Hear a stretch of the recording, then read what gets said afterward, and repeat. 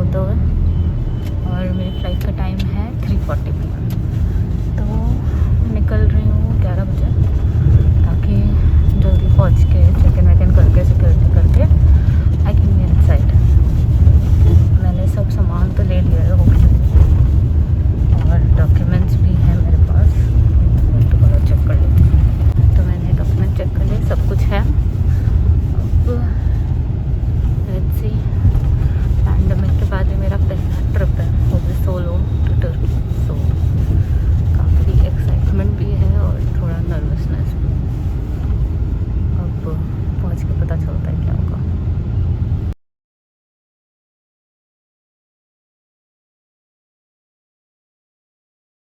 तो अभी मैं आ गई हूँ प्रीमियम लॉन्ज में। यहाँ पे आपको कुछ क्रेडिट कार्ड्स के साथ फ्री एक्सेस मिलता है, और आप कुछ भी खा सकते हैं यहाँ पे। And charging point, and it's like a good place. Hey guys, so मैं जा रही हूँ तुर्की, and as you can see मैं 2 दिन से सोई नहीं हूँ कि I was so stressed about everything. Anyway, अब मैंने इमिग्रेशन तो कर लिया है और सिक्योरिटी चेक इन भी हो गया है। अब मैं बोर्डिंग की तरफ जा रही हूँ, जो 2:55 पे है। अभी मेरे पास आधा घंटा है टाइप्स। और इमिग्रेशन में बेसिकली आई डोंट नो अगर वो सबसे सेम क्वेश्चन पूछते हैं कि नहीं पूछते हैं, मुझे नहीं पता। बट मुझसे तो बस वो ये पूछ रहे थे कि आप क्या करने जा रहे हो, और आप यहाँ पे किसके साथ रहते हो, एंड मतलब basically lot of personal details. तो मैंने तो सब कुछ ट्रूथफुली आंसर कर दिया था, तो कुछ इशू नहीं हुआ है। मैं इमिग्रेशन क्वेश्चंस के बारे में किसी और वीडियो में बताऊंगी आपको। तो अभी तो बेसिकली यही है। और हाँ, सो मैं जब क्या कहते हैं, एक तो वेब चेक इन नहीं है एयर अरेबिया का, ठीक है। तो उन्होंने पता नहीं हटा रखा है कि नहीं चल रहा है, आई हैव नो आइडिया। तो वो नहीं है।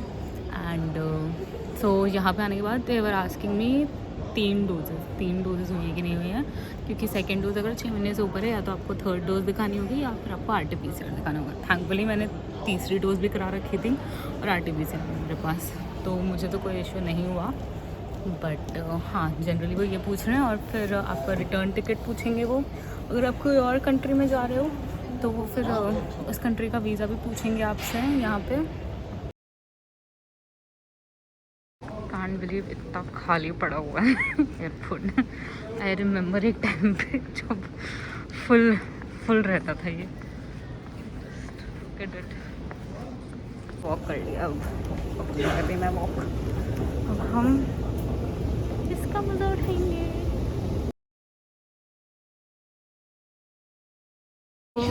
बोर्डिंग हो रहा है, एंड अब बस होपफुली टाइमली हम लोग निकल जाएं। तो let's see.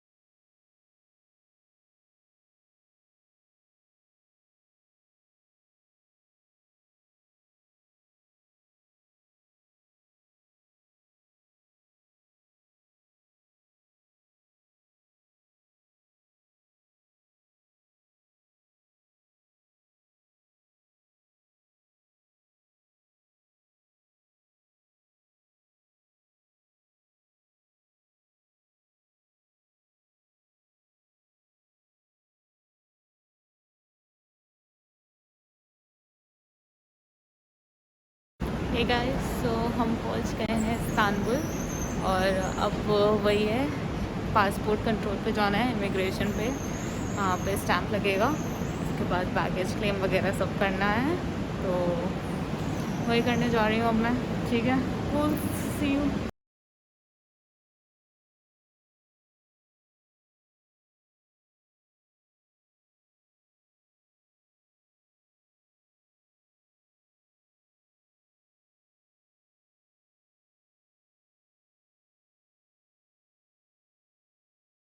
So I finally reach Istanbul and मैंने सोचा था बस लूँगी बट काफ़ी लेट हो चुका है एंड आई लाइक ठीक है एक बार तो टैक्सी भी बनता है ट्राई करना, वापस आते वक्त बस ले लेंगे।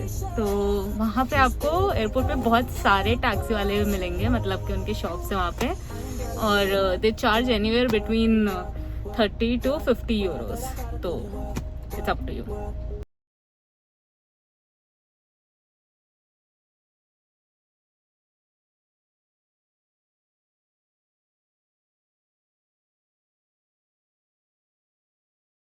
तो इससे पहले कि मैं बाहर निकलूँ मैंने सोचा कि मैं अब आपको बता दूँ कि मतलब लैंड होने के बाद क्या हुआ है।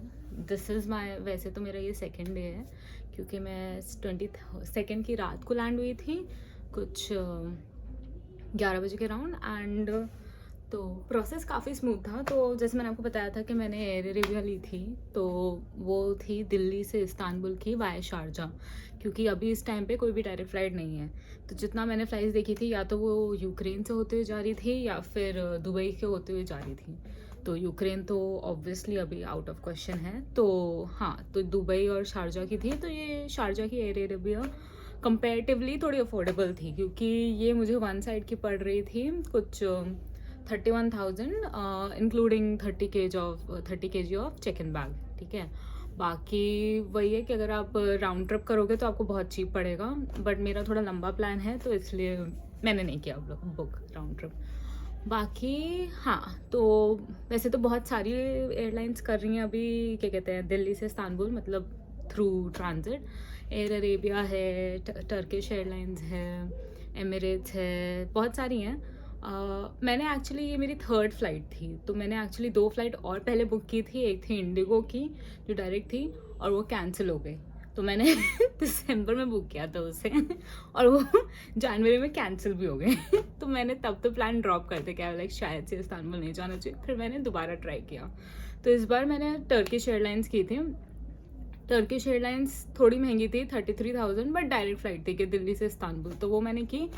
पता चला वो इस महीने कैंसिल हो गए, मतलब 1 मार्च के राउंड वो भी कैंसिल हो गए। ऑपरेशनल इश्यूज, भगवान जाने क्या ऑपरेशनल इश्यूज हैं इनके कि 1 महीने पहले कैंसिल कर देते हैं।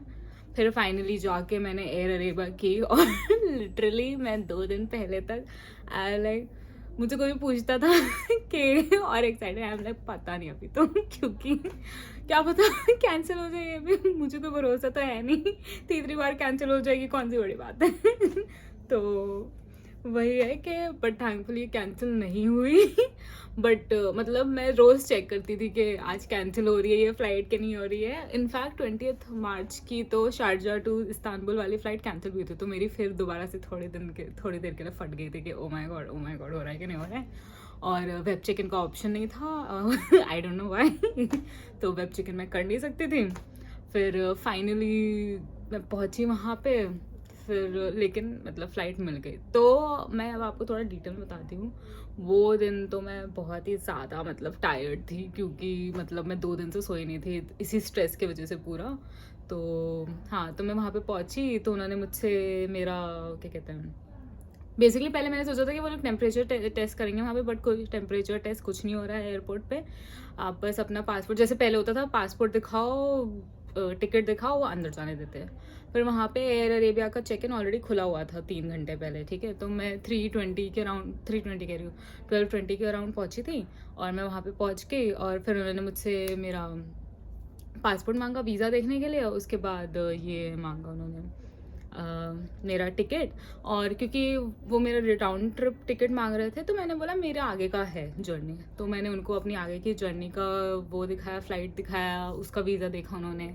RT-PCR नहीं मांगा था उन्होंने, उन्होंने मुझसे वैक्सीनेशन डोज दोनों मांगे थे, ठीक है। तो वैक्सीनेशन डोज दिखाए मैंने, फिर उन्होंने मुझे चेक इन वाले काउंटर पे जाने दिया। फिर चेक इन वाले काउंटर पे सेम चीज़ है कि उन्होंने ये सब मांगा और फिर उन्होंने उनसे कोई बोल के गया था कि अगर तीसरा डोज 8 या 9 महीने के राउंड हो चुका हो तो उनसे थर्ड डोज मांग, मतलब अगर दूसरा डोज 8 या 9 महीने के राउंड हो चुका है दूसरे डोज को, तो आप तीसरा डोज मांगो या फिर RT-PCR दिखाना पड़ेगा। थैंकफुली मैंने RT-PCR किया हुआ था क्योंकि टर्किश एयरलाइंस के वेबसाइट पे जितना मैंने पढ़ा था कि RT-PCR चाहिए होता है इंडियंस को एटलीस्ट, क्योंकि आई डोंट नो, मतलब बेसिकली शायद से ढंग से अप्रूव नहीं है, जो भी नहीं है। तो कुछ कुछ कंट्रीज़ है जिनको फुल वैक्सीनेशन तो दिखाना ही है और RT-PCR दिखाना है अगर आपको क्वारंटीन नहीं करना है। अगर आप RT-PCR नहीं लेके आते हो तो देयर इज़ अ चांस कि वो आपको क्वारंटीन करने को बोल देंगे 1 हफ्ते के लिए।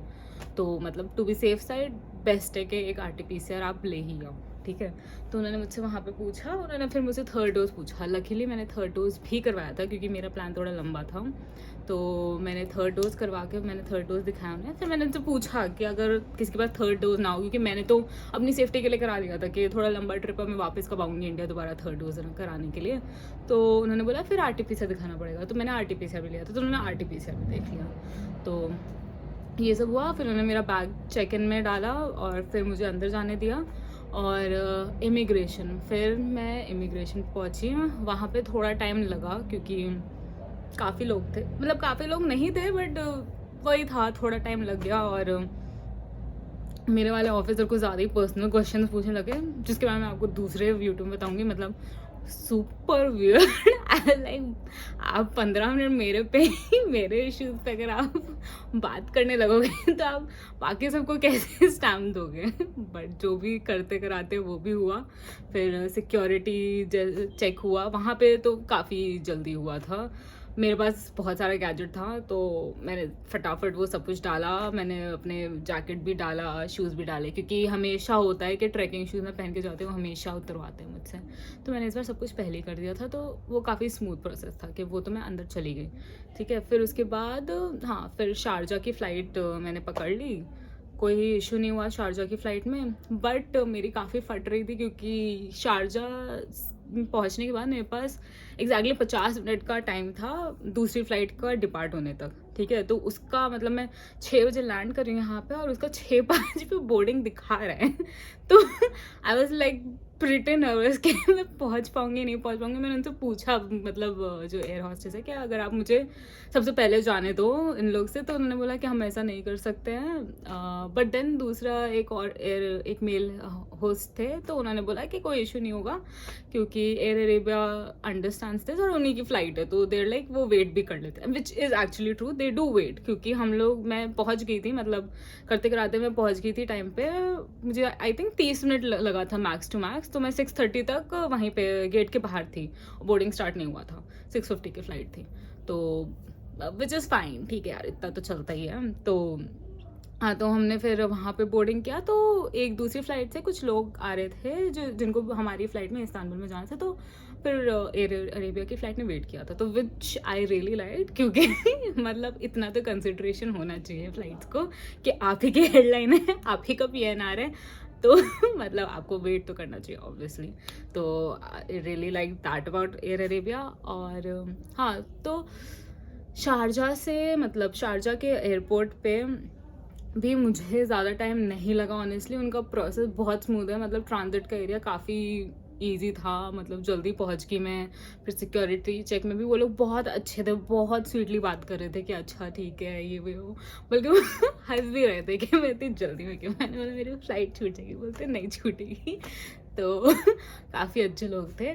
फिर हाँ, फिर मैंने बोर्ड कर लिया और तो बोर्ड करने के बाद फिर वहाँ पे बस इंतज़ार था। तो एक चीज़ मैं आपको बता दूँ कि यहाँ से शारजा की फ़्लाइट कुछ 3-3.5 घंटे की थी, दिल्ली से शारजा की, और शारजा से इस्तांबुल की 4.5 घंटे की थी। तो मैं निकली 7 बजे निकली थी मैं शारजा से, और मैं इस्तांबुल कुछ 11 बजे पहुँची थी, क्योंकि 1 घंटे का डिफरेंस है। बट एक्चुअली 4.5 घंटे का मतलब जर्नी होता है, ठीक है। तो मैं इस्तांबुल पहुँची 11 बजे के अराउंड। और मैंने बहुत ही एक स्टुपिडिटी की थी अपने वीज़ा और टिकट्स के साथ, राउंड ट्रिप टिकट्स के साथ। वो भी मैं आपको दूसरे वीडियो में बताऊंगी क्योंकि वो भी बहुत बड़ा हो जाएगा। तो हाँ, तो फिर वहीं पे उनका भी काफ़ी स्मूथ था, मतलब ज़्यादा टाइम लगा ही नहीं मुझे बेसिकली टर्की के इमिग्रेशन पे। एटलीस्ट वहाँ पे काफ़ी लंबी लाइन थी, मुझे लगा था यहाँ पे 1-1.5 घंटा लग जाएगा, बट क्या स्पीड से वो लोग चेक कर रहे थे और सबको दे रहे थे। ऐसा नहीं है वो सबको ऐसे इजीली जाने दे रहे थे, कुछ लोगों को उन्होंने 10-15 मिनट तक रोका भी था, बट पर्सनली मुझे नहीं रोका था, ना ही उन्होंने मुझसे कुछ मांगा था। उन्होंने बस मेरा पासपोर्ट मांगा था, उन्होंने वीज़ा चेक किया, मेरा फेस देखा और स्टैंप मार के अंदर। कुछ लोगों से लेकिन वो सब कुछ मांग रहे थे कि वैक्सीनेशन सर्टिफिकेट, RT-PCR वगैरह वगैरह। तो मतलब जस्ट बिकॉज मुझसे नहीं मांगा इट डजेंट मीन कि वो नहीं मांगेंगे, ये मैं पहले क्लियर कर दूँ, क्योंकि उनके रूल्स के हिसाब से आपके पास वैक्सीनेशन सर्टिफिकेट और RT-PCR दोनों होना चाहिए, ठीक है। तो प्लीज़ मतलब RT-PCR ना लेके जाने के बाद ये मत बोलना कि हमें तो किसी ने बताया था नहीं लेके आने, तो ऐसा कुछ नहीं है। आप टर्किश एयरलाइंस के वेबसाइट पे जाके चेक करो, जो भी उनका अपडेटेड है वो अपडेट करते रहते हैं, ठीक है, कि क्या क्या रूल्स है। अभी प्रेजेंटली तो जो रूल है कि RT-PCR चाहिए इंडियंस को और 2-3 और नेशनैलिटीज़ को, और फुली वैक्सीनेटेड होना ज़रूरी है, ठीक है। तो हाँ, फिर उसके बाद मैं पहुंची इमिग्रेशन में, क्रॉस कर लिया, बैगेज लिया, और मेरा ट्राईपॉड वाला बैग नहीं था, तो आई वाज लाइक ओके ये किधर गायब हो गया। बट मेरे साथ 2-3 लोगों का और बैग नहीं था, तो फिर वहाँ पे एक थे जो ये सब हैंडल करते थे, तो उनसे पूछा, तो उनको समझ नहीं आ रहा था कि ये लोग क्या बैग की बात कर रहे हैं, क्योंकि उन्होंने बोला